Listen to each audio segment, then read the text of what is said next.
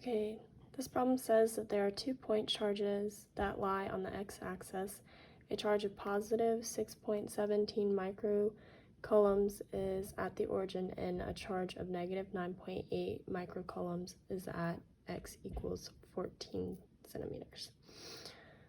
So we want to find what the electric field is, or like the net electric field at x equals negative 3.83 centimeters, and what the net electric field is at x equals a positive 3.83 centimeters.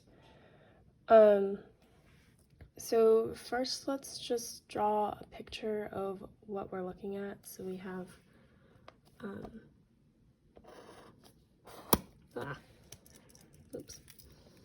we have our x-axis right here. We have our Q1 at the origin, 0, 0, and then we have our Q2 kind of over here at 14 centimeters. And then in our first scenario, we have our point at negative 3.83, so somewhere kind of over here. So we know that our Q1 is a positive charge, so the electric field lines are going to be going away from this point here, and we know Q2 is negative, so the field line is going to be going towards this point. So now let's look at each individual, what each individual electric field is. So for our E1, we have our formula K times Q1 over the distance squared. So K is our constant, got 8.99 times 10 to the 9th. And our charge is given to us in microcoulombs, but I'm going to convert that to coulombs. So we're going to do 6.17 times 10 to the negative 6. And then, all right, our distance, we're at the origin and we're going to negative 3.83. So we're just going to do, all right, also this is in centimeters, so I want to change this to meters. So it's actually going to be negative 0.0383 meters squared.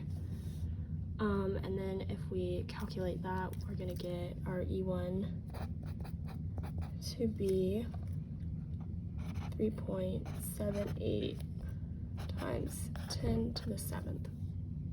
All right, now let's look at our E2. So E2, we're using the same formula, K times Q2 over the distance squared.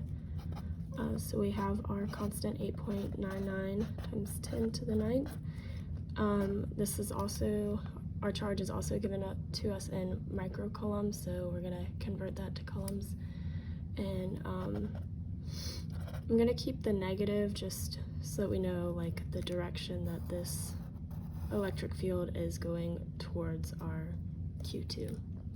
So it's negative 9.8 times 10 to the negative 6. All right, and our distance, for our distance, we know that Q2 is at 14 centimeters, and we're looking for what the electric field is at negative 3.83. So we're going to do 14 centimeters plus 3.83 centimeters, which gives us 17.8 centimeters. And again, we're going to change that to meters, so it'll be 0.178 meters squared. And then if we solve that out, we're going to get negative 2.78 times 10 to the 6. All right, but we're looking for the total electric field, or the net electric field. So we want E total equals the absolute value of E1 plus E2. But let's go back and look at this. So we know that our E2 is going towards the right, and our Q1 is going towards the left. So if we use like a normal x-axis, we know that if it's going to the right, it's positive. If it's going to the left, it's negative. So we're actually going to do, our E1 is negative E1 plus the absolute value of E2. So now I just plug in that and we get negative 3.78 times 10 to the 7th plus 2.78 times 10 to the 6th, which equals negative 3.5 times 10 to the 7th newtons per coulomb. Alright, so that would be our net electric field at x equals negative 3.83 centimeters. Now let's look at part B when we're looking at the positive 3.83 centimeters. Okay, well, let's go back and look at our picture. So if we draw our new distance right here, it's 3.83 centimeters.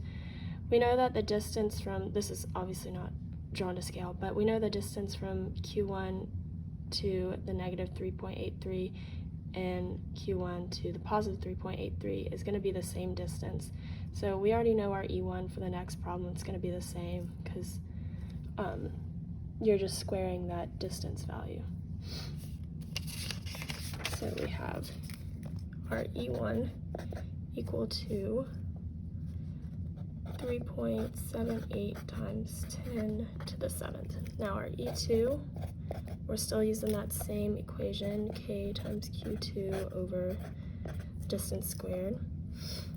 So it's going to be 8.99 times 10 to the 9th times our charge was negative 9.8 times 10 to the negative 6. All right, and now our distance.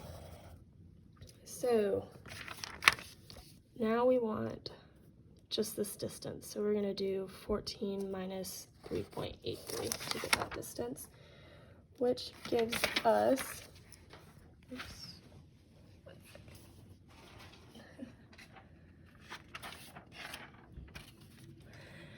which gives us 10.2 centimeters. And then again, converting that to meters, you get to 0.102 meters squared. And that gives us